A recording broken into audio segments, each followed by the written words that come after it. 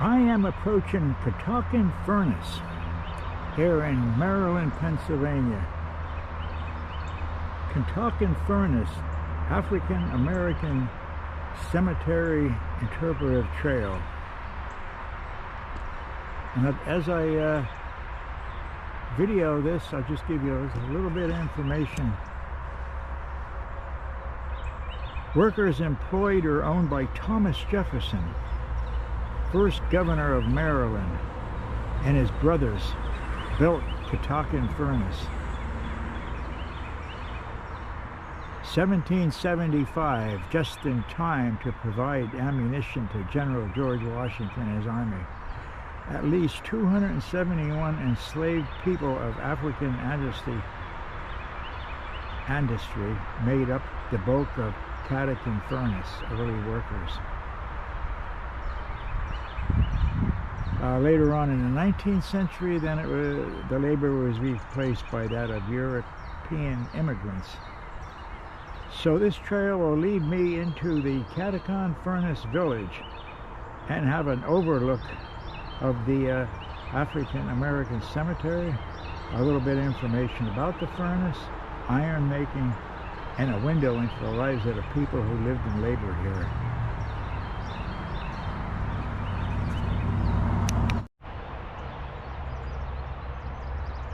And also, Gettysburg Campaign, 1863, Union General John F. Reynolds' First Corps. Reynolds marched into Gettysburg to relieve the cavalry officer John Buford. And on that first day of Gettysburg battle, then soon Reynolds was killed. But they traveled through here en route to Emmitsburg and into Gettysburg, and they moved in here pretty fast because the air was filled with smoke and ash and smelled like rotten eggs. The mountainside was barren except for a few acres of trees because it was producing all the charcoal to run the furnace. During the Civil War, John Baker Kunkel owned this furnace, and the iron he produced was used in the manufacturing of ironclad ships like the USS Monitor. And it's a closer view of the furnace. And I'll just take a walk down through here and let's see what's up in here. I know it's closed up. I'll take a look in here.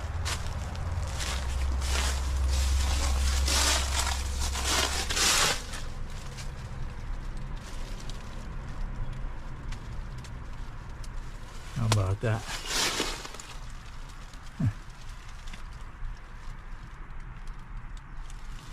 Yeah.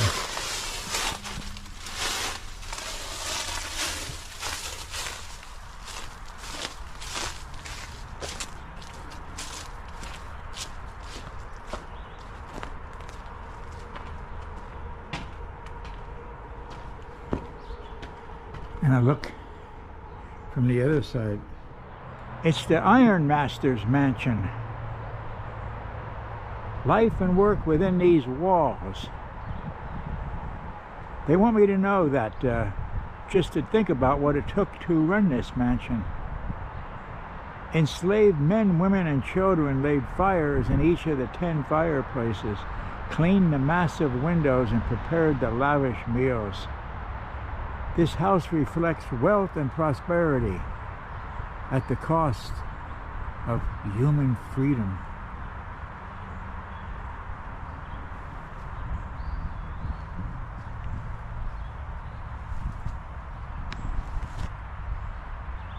There's a picture of it at one time, but you can see how it overlooks the furnace, and the old Iron Master overlooked the enslaved.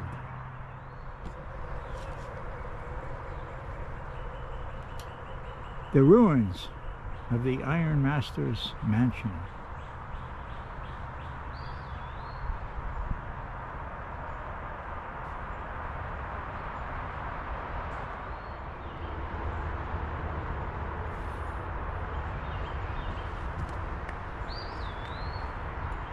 I looked from the side. Wow. It was big, a lot of rooms. The Iron Master's mansion. I'm here near the African American Cemetery. It is about 360 feet south of where I am now. It's on private property.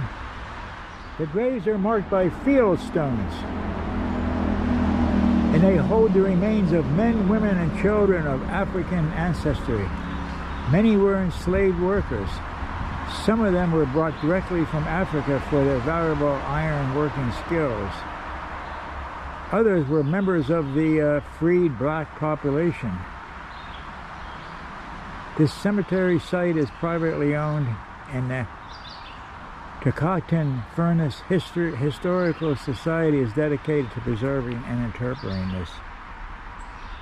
So in 1979 they uncovered 35 individuals, and in 2014 identified 23 additional burials. They call it a unquiet place. You can probably hear the noise of Route 15, the traffic. But they also say it was unquiet too when these people were buried here, because of the noise of the iron ore furnace. So in actuality it was never really a quiet place.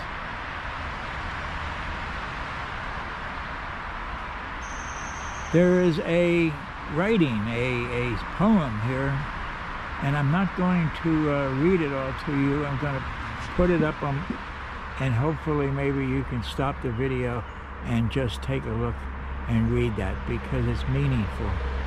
Well, it's meaningful to me.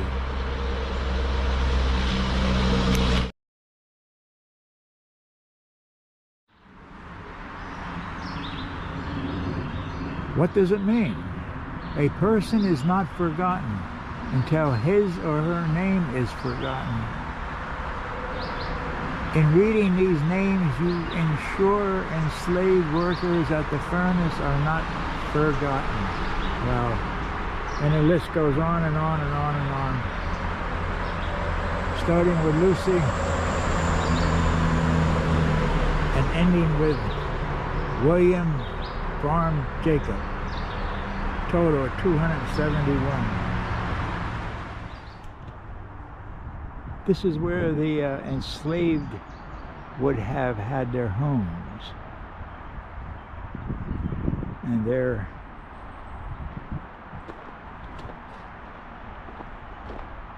is a log cabin. You see that?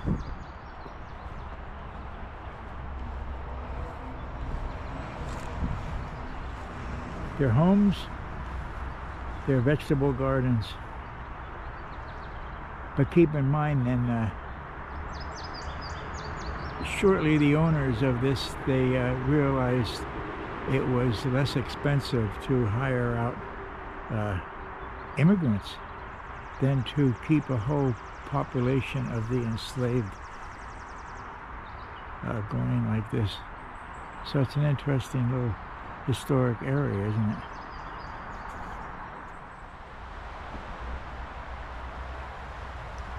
And a bridge to cross. Another bridge. I wish I could tell you how old this is, but right now I do not know. It's an arch bridge crossing the Little Hunting Creek.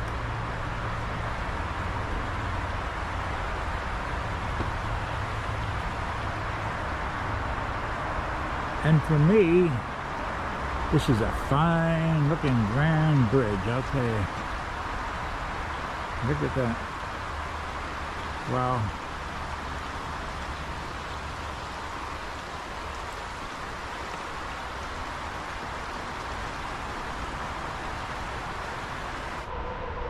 And steps. Steps leading somewhere.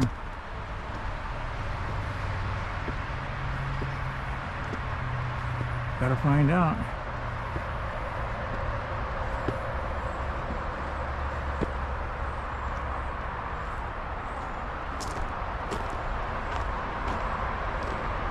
Maybe further down the trail there'll be... Steps always lead somewhere, don't they? Yeah, more steps.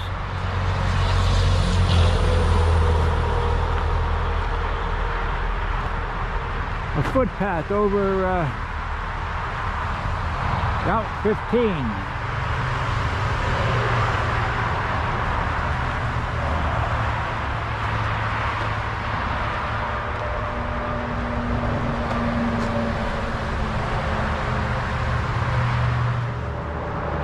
Well, I'm crossing.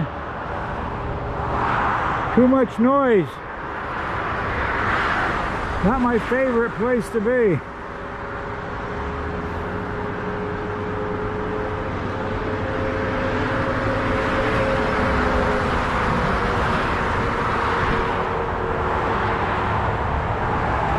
And it leads down, of course, to the trail once again. Someday I'm going to have to go further.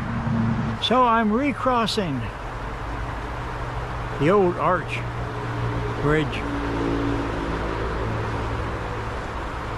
This area, this village means a lot to me, being an avid reader of the Civil War.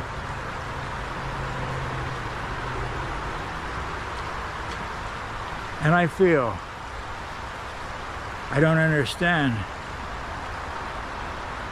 I don't tell the whole story here like always, but you're